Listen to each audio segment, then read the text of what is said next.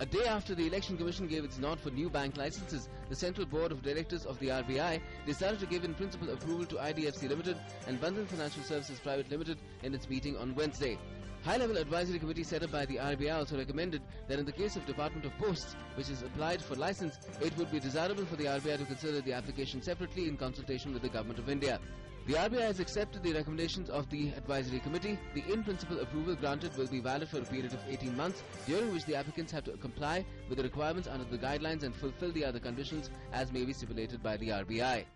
The Supreme Court withdrew the name of James Spiegelman, ex-Chief Justice and LG of New South Wales, Australia, who was appointed by it as third arbitrator to resolve the dispute between Centre and RIL on KG Basin.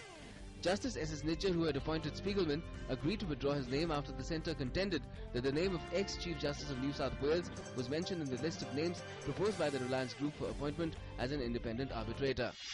In fresh trouble for Samsung Electronics chairman Lee Kun-hee, who is facing an arrest warrant, the Supreme Court has directed him to appear before a Ghaziabad court in a $1.4 billion cheating case filed against him. The court, however, directed that the arrest warrant issued against Lee for his non-appearance in the case before the trial court will not be executed for a period of 6 weeks. The BSE Sensex rose to record high for an 8th consecutive session after non-banking financial companies such as IDFC Limited surged after the Election Commission allowed the Reserve Bank of India to announce new bank licenses ahead of the general elections.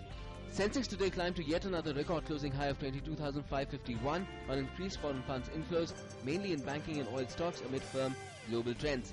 In intraday trade, Sensex touched all-time high of 22,592 for the 7th day in a row. National Stock Exchange's Index Nifty also touched a new high of 6,763 in intraday trade.